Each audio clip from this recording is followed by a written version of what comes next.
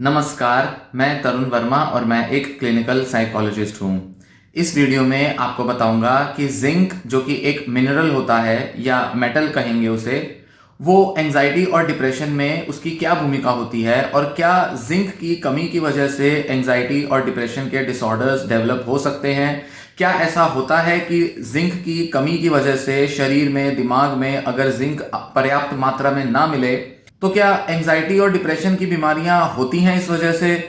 और अगर हाँ, तो क्या इसका मतलब यह है कि जिंक के सप्लीमेंट्स की मदद से एंजाइटी और डिप्रेशन से छुटकारा मिल सकता है? इसी तरह के कुछ सवालों के जवाब इस वीडियो में आपको देने का प्रयास करूंगा और उम्मीद करूंगा कि आपको कुछ सॉल्यूशन मिले और साथ ही आप अपने या अपने किसी फैमिली मेंबर के ट्रीटमेंट में सही डायरेक्शन ले पाएं। तो आइए अब इस वीडियो को शुरू करते हैं। एंजाइटी और डिप्रेशन के लिए बहुत सारे ऐसे फैक्टर्स खोजे गए हैं, बहुत सारे ऐसे कारण हैं जिनकी वजह से एंजाइटी और डिप्रेसिव डिसऑर्डर्स होते हैं। जैसे कि जेनेटिक फैक्टर्स होते हैं, एनवायरमेंटल मतलब स्ट्रेस रिलेटेड फैक्टर्स होते हैं, लाइफ में आने वाले कोई बड़े चेंजेस हो सकते हैं। इसी के साथ काफ़ी सारे बायोलॉजिकल और फिजियोलॉजिकल फैक्टर्स भी देखे गए हैं, जैसे कि कुछ हार्मोनल चेंजेस। हमारे शरीर में बहुत सारे ऐसे कुछ मेटल्स मिलते हैं या कुछ ऐसे मिनरल्स मिलते हैं जिनकी डेफिशिएंसी की वजह से बहुत सारा हार्मोनल डिस्टरबेंस होता है। और इन हार्मोनल डिस्टरबेंसेस की वजह से शरीर में पाए जाने वाले एंजाइम्स की फंक्शनिंग में कुछ इस तरह के असर पड़ते हैं जिसकी वजह से कई सारे डिसीजेस या डिसऑर्डर्स हो सकते हैं। अगर शरीर में इन मिनरल्स की कमी हो और अगर ये कमी लंबे टाइम तक बनी रहे तो ये डिसऑर्डर्स डेवलप हो जाते हैं, जिसकी वजह से काफी तरीके का स्ट्रेस एक पर्सन को झेलने को मिलता है। कुछ वैज्ञानिकों का ऐसा देखना है कि जिंक एक एसेंशियल न्यूट्रिएंट है, एक ऐसा मिनरल है हमारी बॉडी में जिसकी हमें जरूरत होती है और इसकी कमी की वजह से शरीर में काफी सारी बीमारियां हो सकती हैं, काफी सारे लक्षण देखने में आ सकते हैं। हमारे शरीर में दो तरह के मिनरल्स पाए जाते हैं। एक होते हैं मैक्रो मिनरल्स जो कि ज्यादा क्वांटिटी में जरूरत होती है जिनकी, और ये ज्यादा एसेंशियल होते हैं हमारे बॉडी और ब्रेन के फंक्शन के लिए। तो वहीं कुछ होते हैं माइक्रो मिनरल्स जिनकी कम क्वांटिटी बॉडी में प्रेजेंट होती है पर फिर भी ये एसेंशियल होते हैं हमारे कई सारे बॉडी के फंक्शंस के लिए। मैक्रो मिनरल्स में आते हैं calcium, phosphorus, potassium, sodium, magnesium, chlorine, sulphur. वहीं कुछ माइक्रो मिनरल्स होते हैं, उनमें आते हैं cobalt, copper, manganese, fluorine, iodine, selenium और जिंक। ये कुछ एलिमेंट्स मैंने आपको बताए। इसके अलावा और भी कई सारे मिनरल्स या एलिमेंट्स जो है हमारे बॉडी में प्रेजेंट होते हैं। अब जिंक जो है वो एक माइक्रो मिनरल है, मतलब इसकी बहुत थोड़ी सी क्वांटिटी हमारे बॉडी में प्रेजेंट होती है और इसकी जो एक्चुअल नीड होती है वो भी थोड़ी क्वांटिटी में ही होती है, पर ये बहुत सारे हमारे बॉडीली फंक्शंस को कंट्रोल करता है जिंक का अमाउंट। जिंक की इंपॉर्टेंस होती है इम्यूनिटी की फंक्शनिंग में, डीएनए की सिंथेसिस में, प्रोटीन सिंथेसिस में, बॉडी की जो कोशिकाएं हैं, टिश्यूज और सेल्स हैं, उनकी हेल्थ को मेंटेन करने में, कोई घाव हो जाए, कोई इंजरी हो जाए उसकी हीलिंग में। तो वहीं जनरल जो ग्रोथ है, डेवलपमेंट है बॉडी की, उसमें भी जिंक की जरूरत पड़ती है। बॉडी अपना खुद का जिंक नहीं बना पाती, ना ही स्टोर कर पाती है, इसलिए इसे बाहर से खाने की फॉर्म में, फूड के फॉर्म में इसे लिया जाता है। एनिमल या प्लांट फूड दोनों में जिंक पाया जाता है। हम जो रोजमर्रा के जीवन में जो खाना खाते हैं, जो भी फूड प्रोडक्ट्स का सेवन करते हैं, उनमें से कुछ फूड प्रोडक्ट्स में तो नेचुरली हम जिंक ले लेते हैं, तो वहीं कुछ ऐसे फूड प्रोडक्ट्स होते हैं जिनमें हम सिंथेटिक जिंक लेते हैं, मतलब जिसे लेबोरेटरी में बनाया गया है केमिकल प्रोसेसेस की मदद से। इस तरह से बनाया गया जिंक हम अपने को कंज्यूम करते हैं, जैसे कि स्नैक्स होते हैं, बिस्किट्स होते हैं, ये जो बड़ी सारी जो हमारे खाने की चीजें हैं, इनमें जिंक पाया जाता है और ये जिंक जो है ये लेबोरेटरी में प्रिपेयर किया जाता है। तो वहीं जिंक को सप्लीमेंट्स की मदद से भी लिया जाता है। मल्टीविटामिन या मल्टी मिनरल टैबलेट्स जो होती हैं, उनमें अक्सर लोग जिंक की डेफिशिएंसी को पूरा करने के लिए जिंक बाहर से टैबलेट की मेडिसिन की फॉर्म में लेते हैं, जिससे कि शरीर की कमी को पूरा किया जा सके। तो ये रहा कुछ बेसिक जिंक के बारे में, उसकी इंपॉर्टेंस क्या है बॉडी के अंदर, ब्रेन के अंदर, इस बारे में थोड़ा सा जानकारी, बेसिक जानकारी। अब बात करेंगे कि जिंक का एंजाइटी में रोल क्या है, जो कि इस वीडियो का मेन पर्पस है, उस बारे में अब बात करेंगे। जिंक का हमारे ब्रेन में काफी महत्वपूर्ण रोल होता है। बहुत सारे ऐसे हमारे न्यूरोट्रांसमीटर्स हैं ब्रेन में जिनकी फंक्शनिंग को रेगुलेट करने में जिंक की अहम भूमिका देखी गई है। ब्रेन के अंदर न्यूरोप्लास्टिसिटी को बढ़ाने के लिए, न्यूरोट्रांसमीटर्स की फंक्शनिंग को इंप्रूव करने के लिए, न्यूरो इन्फ्लेमेशन को कम करने के लिए, और वहीं बड़ा सारा ब्रेन के अंदर होने वाला मेटाबॉलिज्म जिसमें कि प्रोटीन की और कई सारे दूसरे केमिकल्स की सिंथेसिस होती है ताकि ब्रेन हेल्दी वे में फंक्शन कर सके। इनफैक्ट ब्रेन की खुद की इम्यूनिटी के लिए भी, उसको मेंटेन करने के लिए भी जिंक की पर्याप्त मात्रा की आवश्यकता होती है, जिससे कि ब्रेन की हेल्थ मेंटेन की जा सके और ब्रेन का, बॉडी का फंक्शन ठीक तरह से चलाया जा सके। 2017 में प्रकाशित एक रिसर्च के मुताबिक जिंक हमारे ब्रेन में पाए जाने वाले दो न्यूरोट्रांसमीटर्स सेरोटोनिन और डोपामिन की फंक्शनिंग को रेगुलेट करता है, जिसकी वजह से डिप्रेशन या साइकोटिक डिसऑर्डर्स के सिम्टम्स को इन्फ्लुएंस किया जाता है।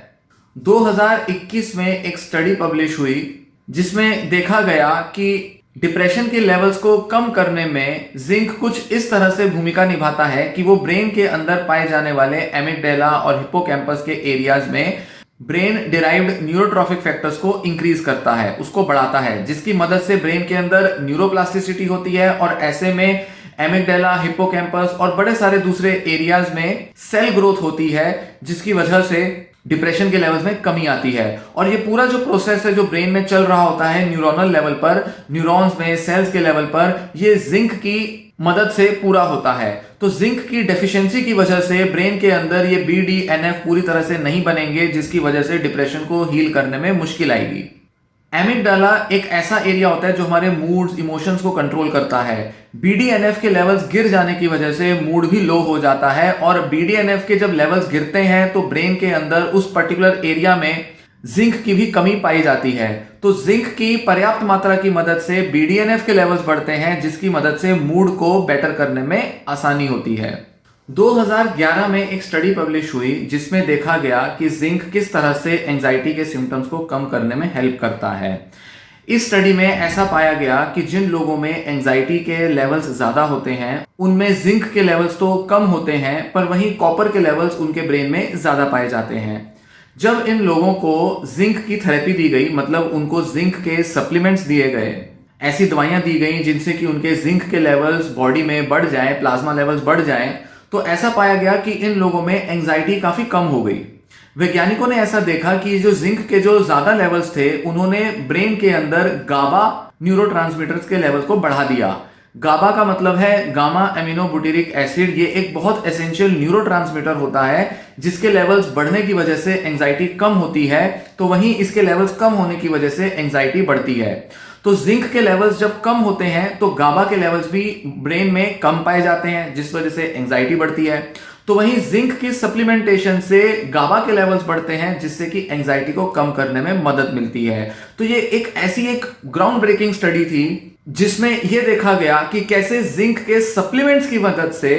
एंजाइटी के लेवल्स को कम किया जा सकता है और इसका असर ब्रेन पर पड़ता है, क्योंकि ब्रेन के अंदर पाया जाने वाला जिंक किसी तरह से न्यूरोट्रांसमीटर्स के लेवल को प्रभावित करता है। मतलब ये वही इफेक्ट है जो कि दवाइयों से हो रहा है, जो कि आमतौर पर SSRI दवाइयां ली जा रही हैं, उसी टाइप का असर कहीं ना कहीं जिंक के सप्लीमेंट्स भी लाते हैं। हालांकि इस फाइंडिंग से ये नहीं कहा जा सकता कि जिंक जो है वो एक ऑल्टरनेटिव है दवाइयों का। सिर्फ इससे इतना पता चलता है कि हाँ, जिंक लेने से एंजाइटी के लेवल्स कम होते जरूर हैं। इसी तरह 2019 में एक और रिसर्च प्रकाशित हुई जिसमें 18 से 24 साल के युवाओं पर रिसर्च की गई थी और उनके एंजाइटी पर इफेक्ट देखा गया था मल्टीविटामिन की दवाइयों का। मल्टीविटामिन दवाइयों में vitamin C, vitamin B, calcium, magnesium, zinc, ये सब था। ये बहुत स्पेसिफिक रिसर्च तो नहीं थी, मतलब स्पेसिफिकली जिंक के इफेक्ट्स तो इस रिसर्च में नहीं देखे गए, पर ऐसा देखा गया कि जब इनको मल्टीविटामिन दवाइयां दी गई इन युवाओं को, तो इनके एंजाइटी के लेवल्स कम हो गए 30 दिन के बाद। तो इस रिसर्च में 30 दिन पहले और फिर दवा लेने के 30 दिन बाद जब इन युवाओं के एंजाइटी के लेवल्स मापे गए, तो देखा गया कि जिन लोगों ने दवाई ली थी, सप्लीमेंट्स लिए थे, उन लोगों में एंजाइटी के लेवल्स कम पाए गए। तो इससे इतना तो पता चलता है कि मल्टीविटामिन, जिसमें कि जिंक, मैग्नीशियम जैसे मिनरल्स होते हैं, इनकी प्रेजेंस की वजह से इनको अगर दिया जाए और इनके बॉडी में लेवल्स अगर बढ़ाए जाए तो इससे एंजाइटी में कमी आती जरूर है। साथ ही कुछ शोध हुए बूढ़े लोगों पर और देखा गया कि जो 60 या उससे बड़ी उम्र के जो लोग होते हैं उनमें भी उनके जो डिप्रेशन के जो लेवल्स होते हैं वो उनके जिंक के लेवल से किसी ना किसी तरह रिलेटेड होते हैं। एक शोध हुआ 2020 में जिसमें पाया गया कि जो बूढ़े लोग थे उनमें जिंक की डेफिशिएंसी करीब 23% लोगों में पाई गई, तो वहीं उन लोगों में डिप्रेशन 42% लोगों में था, तो वहीं एंजाइटी जो थी वो करीब 51-52% लोगों में पाई गई। शोधकर्ताओं ने ऐसा पाया कि जिन लोगों में जिंक की डेफिशिएंसी ज्यादा थी उनमें डिप्रेशन के लेवल ज्यादा पाए गए। इसी तरह बूढ़े लोगों पर एक और शोध किया गया और कुछ ईरान के शोधकर्ताओं ने ऐसा देखा कि जब उन्होंने 150 ऐसे लोगों को लिया रिसर्च में जो कि 60 साल या उससे बड़ी उम्र के थे, उनको 70 दिन तक उन्होंने 30 mg का जिंक सप्लीमेंट दिया डेली, और वो देखना चाहते थे कि इन लोगों में डिप्रेशन के लेवल किस तरह से बदलते हैं। तो उन्होंने देखा कि 70 दिन के बाद ज्यादातर लोगों में डिप्रेशन के लेवल्स कम हो गए, साथ ही उनमें एंजाइटी के लेवल्स भी कम हो गए। तो उन शोधकर्ताओं ने ऐसा निष्कर्ष निकाला कि जो डिप्रेशन और एंजाइटी के जो ट्रीटमेंट होते हैं उनमें जिंक सप्लीमेंट्स को यूज किया जाना काफी हेल्पफुल हो सकता है, जिसमें कि लोगों के डिप्रेशन और एंजाइटी के लेवल्स को कम किया जा सकता है। तो इन सब शोधों से एक बात तो साफ पता चलती है कि डिप्रेशन और एंजाइटी का स्ट्रॉन्ग कनेक्शन जिंक के साथ है, जिंक की बॉडी के अंदर डेफिशिएंसी या उसके जितने लेवल्स हैं उसके साथ है, और साथ ही जिंक के सप्लीमेंट्स की मदद से डिप्रेशन और एंजाइटी के लेवल्स को चेंज किया जा सकता है। 2017 में एक रिव्यू आर्टिकल पब्लिश हुआ जिसमें देखा गया कि जिंक का डिप्रेशन और साइकोटिक डिसऑर्डर्स में क्या रोल है और किस तरह से डिप्रेशन और साइकोटिक डिसऑर्डर्स में, मतलब स्किज़ोफ्रेनिया, स्किज़ोअफेक्टिव डिसऑर्डर्स में किस तरह से जिंक जो है वो एक अहम भूमिका निभाता है, जिसमें कि उन्होंने ऐसा पाया कि जिंक की कमी की वजह से डिप्रेशन के सिम्टम्स बढ़ जाते हैं। वैज्ञानिकों का ऐसा देखना था कि ब्रेन के अंदर एक न्यूरोट्रांसमीटर होता है जिसे कहते हैं ग्लूटामेट, जिसके लेवल्स अगर बढ़ जाएं तो डिप्रेशन के सिम्टम्स डेवलप होते हैं, या ये कहें कि जिन लोगों में ज्यादा डिप्रेशन होता है उन लोगों में ग्लूटामेट के लेवल्स ज्यादा पाए जाते हैं। साथ ही ये जो ग्लूटामेट जो न्यूरोट्रांसमीटर है ये कुछ ऐसे रिसेप्टर्स के साथ बाइंड होता है जिसकी वजह से ये ब्रेन के कुछ एरियाज को बहुत ओवर एक्टिव कर देता है, या ये कहें कि वहां ब्रेन के कुछ एरियाज में हाइपर एक्टिविटी मिलती है क्योंकि वहां ग्लूटामेट ज्यादा पैदा हो रहा है। तो ये जो जिंक होता है ऐसा देखा गया है कि ये ग्लूटामेट के लेवल को कम करने में हेल्प करता है, NMDA रिसेप्टर्स को इस तरह से डीएक्टिवेट कर देता है जिससे कि वहां ग्लूटामेट बाइंड ना हो पाए और जो हाइपर एक्टिविटी है ब्रेन के अंदर वो रिड्यूस हो पाए। और इन वैज्ञानिकों ने यह भी देखा अपने रिव्यू में, इन्होंने यह भी कहा कि जो जिंक सप्लीमेंट्स हैं जो डिप्रेशन के लेवल्स को कम करते हैं, कहीं ना कहीं वो ग्लूटामेट के लेवल्स को ही शायद कम करने का काम करते हैं, जिसकी वजह से लोगों में डिप्रेशन कम हो जाता है। अभी तक कोई भी ऐसी मेजर दवा नहीं बनी है जो कि डायरेक्टली ग्लूटामेट के लेवल्स को टारगेट करे। ज्यादातर जो दवाइयां हैं जो डिप्रेशन के लिए दी जाती हैं वो SSRI मतलब सेरोटोनिन के लेवल्स को चेंज करती हैं, साथ ही वो डोपामिन और नॉरएपिनेफ्रिन जैसे 2 ट्रांसमीटर्स हैं उनको भी चेंज करती हैं उनके लेवल्स को। तो वहीं ग्लूटामेट के लेवल्स पर जहां पर कि जिंक की बहुत भूमिका होती है, अभी तक इस न्यूरोट्रांसमीटर के लिए बहुत इफेक्टिव मेडिसिन नहीं बनाई गई हैं। हालांकि इस पर बहुत सा रिसर्च जारी है और फ्यूचर में शायद ऐसी दवाएं बने जो कि ग्लूटामेट के लेवल्स को कम करने का काम करें। पर जो ये रिसर्च है उनमें ये देखा गया कि जिन एरियाज में ब्रेन में ग्लूटामेट की एक्टिविटी ज्यादा होती है वहां पर अक्सर जिंक कम पाया जाता है। तो जब जिंक के सप्लीमेंट्स दिए जाते हैं तो उससे ब्रेन के उन्हीं हिस्सों में जहां पर ग्लूटामेट ज्यादा था उन्हीं में जिंक की मात्रा बढ़ती है, जिसकी वजह से ग्लूटामेट के लेवल्स कम होते हैं। तो ये जो न्यूरोट्रांसमीटर है, रिसेप्टर है और जिंक है, इनका काफी स्ट्रॉन्ग कनेक्शन है डिप्रेशन के सिम्टम्स को रेगुलेट करने में। 2011 के एक रिव्यू आर्टिकल में ऐसा देखा गया कि डिप्रेशन में ब्रेन में जो न्यूरो इन्फ्लेमेशन हो जाती है, एक ऐसा टॉक्सिक इफेक्ट आता है ब्रेन के न्यूरॉन्स में जिससे कि ब्रेन के कुछ हिस्सों में न्यूरॉन्स डिजेनरेट कर जाते हैं, मतलब वो सड़ जाते हैं, खत्म हो जाते हैं। उस हिस्से में न्यूरॉन्स की जो ग्रोथ है वो रुक जाती है और जिस वजह से डिप्रेशन के सिम्टम्स बने रहते हैं। तो कुछ ऐसे न्यूरो इन्फ्लेमेटरी मैकेनिज्म्स और पाथवेज होते हैं ब्रेन में, मतलब कुछ ऐसे एरियाज जिससे कि ब्रेन के अंदर इन्फ्लेमेशन आती है जिसे न्यूरो इन्फ्लेमेशन कहा जाता है, और इसकी वजह से कहीं ना कहीं डिप्रेशन के सिम्टम्स या तो बने रहते हैं या वो सिम्टम्स बढ़ जाते हैं। तो इन वैज्ञानिकों ने देखा कि यहां पर जिंक की डेफिशिएंसी की वजह से न्यूरो इन्फ्लेमेशन बढ़ जाती है। तो वहीं जब जिन लोगों में जिंक ज्यादा होता है ब्रेन के इन हिस्सों में जहां पर कि न्यूरो इन्फ्लेमेशन हो सकती है, वहां पर जिंक की मात्रा ज्यादा होने की वजह से न्यूरो इन्फ्लेमेशन कम हो जाती है, जिस वजह से डिप्रेशन के सिम्टम्स उन लोगों में कम पाए जाते हैं। तो मतलब कि ऐसे लोग जिनको कि डिप्रेशन ज्यादा है उनमें न्यूरो इन्फ्लेमेशन भी ज्यादा मिलेगी और उन हिस्सों में जिंक की डेफिशिएंसी मिलेगी। तो वहीं ऐसे लोग जिनमें डिप्रेशन के लेवल कम है उनमें न्यूरो इन्फ्लेमेशन कम मिलेगी और जिंक की मात्रा ज्यादा मिलेगी। तो जिंक का न्यूरो इन्फ्लेमेशन के साथ डायरेक्ट कनेक्शन है, मतलब ब्रेन की इम्यूनिटी को बेटर करने में काम करता है जिंक, और इसकी वजह से मूड के सिम्टम्स भी इंप्रूव होते हैं, साथ ही वहां पर कॉग्निटिव फंक्शंस भी इंप्रूव होते हैं। मतलब जिंक के ज्यादा होने की वजह से लोगों में मेमोरी और अटेंशन कंसंट्रेशन की प्रॉब्लम्स कम पाई जाती हैं, जबकि वहीं उन पेशेंट्स में जिनमें डिप्रेशन है और उनमें मेमोरी, अटेंशन, कंसंट्रेशन, थिंकिंग को लेकर बहुत प्रॉब्लम्स हैं, उनमें जिंक के कम होने की वजह से इस तरह के कॉग्निटिव प्रॉब्लम्स देखी जाती हैं। ऐसा इन वैज्ञानिकों का मानना है और ऐसे कई सारे अलग अलग शोधों में देखा गया है कि जब वो एक शोध को दूसरे शोध के साथ रिलेट करते हैं तो ऐसा पाया जाता है कि जिंक का हमारे डिप्रेशन के सिम्टम्स में बहुत बड़ा रोल है। और यही वजह है कि पिछले करीब 5-10 साल में इस बात पर जोर ज्यादा दिया जा रहा है कि डिप्रेशन के ट्रीटमेंट में एडजंक्ट ट्रीटमेंट के तौर पर जिंक के सप्लीमेंट्स दिए जाएं, जिससे कि एंटी डिप्रेसेंट दवाइयों का जो असर है वो ज्यादा बेटर हो जाए। और यही कई सारे शोधों में भी देखा गया है कि अकेले जिंक सप्लीमेंट की बजाय अगर जिंक सप्लीमेंट एंटी डिप्रेसेंट दवाओं के साथ दिया जाए तो ऐसे में एंटी डिप्रेसेंट दवाओं का असर ज्यादा अच्छा आता है और डिप्रेशन के लेवल्स ज्यादा अच्छे से कम होते हैं। तो ये रही कुछ बेसिक जानकारी कि किस तरह से जिंक की भूमिका डिप्रेशन और एंजाइटी में देखी गई है बहुत सारे शोधों में। और आने वाले टाइम में शायद पूरी तरह से पॉसिबल है कि ज्यादातर साइकाइट्रिस्ट और डॉक्टर्स जिंक सप्लीमेंट्स को रिकमेंड करें ताकि दवाइयों का बेटर असर देखा जा सके और लोगों के डिप्रेशन और एंजाइटी के सिम्टम्स को कम करने में मदद मिल सके। आमतौर पर एक व्यक्ति को कितने जिंक की जरूरत होती है, या ये कहें कि हर दिन हमारे को कितना जिंक कंज्यूम करना चाहिए जिससे कि उसके जो लेवल्स हैं वो नॉर्मल बने रहें। तो एडल्ट जो आदमी होते हैं उनको एटलीस्ट 11 mg जिंक चाहिए होता है। तो वहीं जो वयस्क औरतें होती हैं उनको 8 mg जिंक चाहिए होता है। टीनेज लड़के और लड़कियों की अगर बात करें जो कि 14 से 18 साल की उम्र के हैं तो लड़कों को एटलीस्ट 11 mg जिंक चाहिए होता है, तो वहीं इन लड़कियों को 9 mg जिंक चाहिए होता है। और अगर बच्चों की बात करें जो कि 14 साल से कम उम्र के हैं उनको एक दिन में 2 से 8 mg मिलीग्राम जिंक चाहिए होता है। वहीं कुछ ऐसी बीमारियां हो सकती हैं जिनमें जिंक के लेवल्स कम हो जाते हैं, तो वहां मल्टीविटामिन के तौर पे या मल्टी मिनरल दवाइयों के तौर पे जिंक की मात्रा को बढ़ाने के लिए सप्लीमेंट्स दिए जा सकते हैं। तो उस केस में ये जो क्वांटिटी बताई गई इनसे थोड़ा ज्यादा जिंक जरूरी हो सकता है ताकि बॉडी की डेफिशिएंसीज को पूरा किया जा सके। तो उस केस में जैसे प्रेग्नेंट औरतें होती हैं या कई लोगों को बहुत क्रोनिक बीमारियां होती हैं,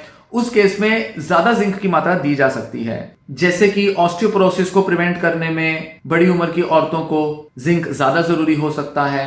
किसी लंबी बीमारी के बाद इम्यून फंक्शन को बढ़ाने के लिए जिंक की ज्यादा मात्रा जरूरी हो सकती है। डायरिया को ट्रीट करने में, सेक्सुअल डिस्फंक्शंस को ट्रीट करने में, मतलब सेक्सुअल हेल्थ को इंप्रूव करने में, कुछ न्यूरोलॉजिकल सिम्टम्स को ट्रीट करने में, तो वहीं सर्दी जुकाम के सिम्टम्स को ट्रीट करने में भी जिंक की जरूरत होती है। तो इस वीडियो को कंक्लूड करते हुए कुछ इंपॉर्टेंट पॉइंट्स यहां ध्यान रखने जरूरी हैं। पहला तो ये कि भले ही जिंक का रोल देखा जा रहा है डिप्रेशन और एंजाइटी में और कई डॉक्टर्स आज भी रिकमेंड करते हैं जिंक सप्लीमेंट को, चाहे वो एलोपैथिक डॉक्टर्स हों या चाहे वो होम्योपैथिक या कोई दूसरे टाइप के डॉक्टर्स हों, अक्सर कई सारे डॉक्टर्स एक्टिवली रिकमेंड करते हैं मिनरल्स या वाइटामिन के सप्लीमेंट्स को, जिससे कि लोगों के डिप्रेशन, एंजाइटी और मेंटल हेल्थ में इंप्रूवमेंट देखी जा सके।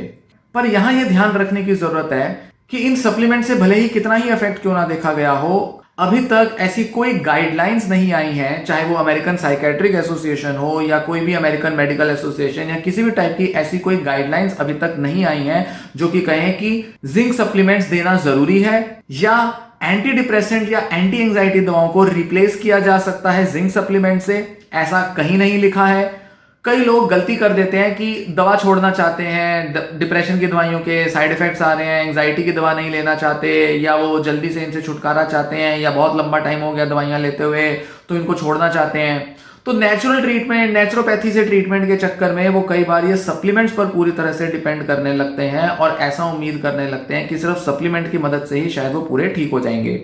पर ऐसा नहीं होता। सिर्फ सप्लीमेंट्स के बेसिस पे पूरी तरह से एंजाइटी या डिप्रेशन को क्योर कर लेना बहुत से मामलों में बिल्कुल संभव नहीं होता। इनफैक्ट जो ज्यादातर शोध हैं वो यही बताते हैं, जैसा कि मैंने अभी पहले भी बताया, कि एंटी डिप्रेसेंट दवाओं के अलावा अगर जिंक सप्लीमेंट्स भी दिए जाएं तो उससे एंटी डिप्रेसेंट दवाओं के असर बेटर देखने में आते हैं। जबकि सिर्फ जो एंटी डिप्रेसेंट दवाइयां ले रहे हैं लोग, जैसे कि SSRI या SNRI दवाइयां, तो हो सकता है कि उन दवाइयों से ही सिर्फ लोगों को अच्छा असर ना आ रहा हो। और ऐसे भी शोध हुए हैं जो बताते हैं कि जब लोगों को इन ट्रेडिशनल और टिपिकल जो दवाइयां हैं डिप्रेशन और एंजाइटी की, उसके अलावा जब उनको जिंक सप्लीमेंट्स दिए गए तो उन लोगों में डिप्रेशन की रिकवरी ज्यादा अच्छी देखी गई। तो अभी तक जो ज्यादा जो रिकमेंडेड अप्रोच होती है वो यही होती है कि जो ट्रेडिशनल जो तरीका चला हुआ आ रहा है, जो कन्वेंशनल जो एक टिपिकल तरीका चला हुआ आ रहा है जिसमें कि एंटी डिप्रेसेंट या एंटी एंजाइटी दवाइयां दी जाती हैं, उसमें अलग से सप्लीमेंट्स जोड़कर ही केवल जिंक को लिया जाए और केवल जिंक पर डिपेंड ना हुआ जाए, क्योंकि उसमें एक तो जिंक के बहुत अच्छे असर आएंगे भी नहीं और एंटी डिप्रेसेंट या एंटी एंजाइटी दवाओं से जो असर आ सकता था वो भी कम हो जाएगा। तो ये दोनों ट्रीटमेंट्स आपस में असर को बढ़ाने के लिए होते हैं, ना कि स्टैंड अलोन ट्रीटमेंट के तौर पर, एक ही ट्रीटमेंट के तौर पर इनको लिया जाए। तो जो लोग सिर्फ एंटी डिप्रेसेंट या एंटी एंजाइटी दवाइयां ले रहे हैं उनको अगर जिंक सप्लीमेंट दिया जाए तो उनमें ज्यादा अच्छा असर देखने में आएगा, जबकि लोगों को सिर्फ जिंक दिया जाए या सिर्फ ये एंटी डिप्रेसेंट या एंटी एंजाइटी दवाइयां दी जाए तो उनमें असर कम देखने में आएगा। और यही अक्सर देखा जाता है कि ये जो टिपिकल जो एंटी डिप्रेसेंट दवाइयां हैं जैसे फ्लोक्सेटिन, पैरोक्सेटिन और एंटी एंजाइटी दवाइयां जैसे कि बेंजोडाइजेपिन, इनसे कई लोगों को कुछ साइड इफेक्ट्स तो आते ही हैं, साथ ही बहुत ज्यादा इंप्रूवमेंट नहीं आ पाती, क्योंकि कहीं ना कहीं ये जो दवाइयां हैं ये उस डेफिशिएंसी को, मिनरल की डेफिशिएंसी को पूरा नहीं कर पाते, चाहे वो जिंक हो, मैग्नीशियम हो, कैल्शियम हो, कुछ भी हो। तो जो न्यूरोट्रांसमीटर्स जो ब्रेन में जिस तरह से काम करते हैं, रिसेप्टर्स पर जाकर जो न्यूरोट्रांसमीटर्स का जो इंपैक्ट पड़ता है, उस इंपैक्ट को बढ़ाने का काम कर सकती हैं ये जिंक जैसी जो मिनरल दवाइयां होती हैं या जो सप्लीमेंट्स होते हैं, इनकी मदद से असर अच्छा देखा जा सकता है। तो इसलिए किसी भी YouTube वीडियो को देखकर आप एकदम अपना सारा जो ट्रीटमेंट चल रहा है उसको छोड़ दें और सीधा सप्लीमेंट्स पर आ जाएं, इस भूल से बचना जरूरी है। इस तरह की गलती को ना किया जाए तो ही बेहतर है। ये बात सही है कि बहुत से लोग चाहते हैं कि नेचुरली अपने को ठीक करें, पर अभी तक कोई भी ऐसा स्टैंडर्ड ट्रीटमेंट नहीं है जिसमें यह कहा जा सके कि केवल सप्लीमेंट्स की मदद से, कुछ मिनरल्स की कमी को पूरा करके, जिंक, मैग्नीशियम, आयरन, कॉपर, इनकी कमी को पूरा करके पूरा डिप्रेशन, एंजाइटी ठीक हो सकता है। हो सकता है कुछ लोगों को इससे असर आया हो, कुछ लोगों का डिप्रेशन का लेवल माइल्ड हो तो उनको असर आ गया हो, तो वो कहेंगे कि हाँ हमारा ठीक हो गया तो सब लोग ले लें, तुम भी लो, ये लो, वो लो, सब ले लें। नहीं, अगर मेडिकल एक्सपर्ट्स की बात की जाए, रिसर्च की बात की जाए, तो वहां पर अभी तक ये नहीं देखा गया है या पक्के तौर पर यह नहीं कहा जा सकता कि केवल जिंक लेने से ही डिप्रेशन और एंजाइटी को दूर किया जा सकता है। इनफैक्ट कई लोग जब सप्लीमेंट्स लेना शुरू करते हैं तो वो इतना ज्यादा ले लेते हैं इस उम्मीद से कि ज्यादा लेंगे तो डिप्रेशन और एंजाइटी जल्दी चले जाएंगे, क्योंकि ये तो नेचुरल चीजें हैं, जिंक आ जाएगा बॉडी के अंदर तो क्या कुछ नुकसान हो जाएगा, दवाइयों के तो SSRI दवाइयों के तो नुकसान होते हैं, जिंक के तो कोई नुकसान नहीं होते, तो कई बार ज्यादा ले लेते हैं। नहीं, यहां भी लोग बड़ी गलती कर देते हैं, क्योंकि अगर जिंक ज्यादा होगा बॉडी में तो उससे भी नुकसान हो सकते हैं, ब्रेन को भी नुकसान हो सकता है, बॉडी को भी नुकसान हो सकता है। जैसे कि कॉपर का जो मेटाबॉलिज्म है और आयरन का जो लेवल है बॉडी में वो कम हो जाता है। ज्यादा जिंक लेने से कॉपर और आयरन के लेवल कम हो जाएंगे। इसी के साथ जिंक ज्यादा लेने से बहुत सारे न्यूरोटॉक्सिक इफेक्ट्स भी आ सकते हैं, diarrhoea, nausea, vomiting, headache, immune system का कमजोर हो जाना, कोलेस्ट्रॉल के लेवल बदल जाना, ऐसे कुछ प्रॉब्लम्स आ सकती हैं जिसकी वजह से एक पर्सन को और बड़ी परेशानियां डेवलप हो सकती हैं। तो इसलिए नेचुरल ट्रीटमेंट लेने हैं, सप्लीमेंट्स लेने हैं जिससे कि सारी बीमारियां दूर हो जाएं, इस भूल से बचना चाहिए। तो ये वीडियो में दी गई जानकारी पसंद आई हो, वीडियो को लाइक कर लेना। ये वीडियो मैं यहीं समाप्त करता हूं। धन्यवाद।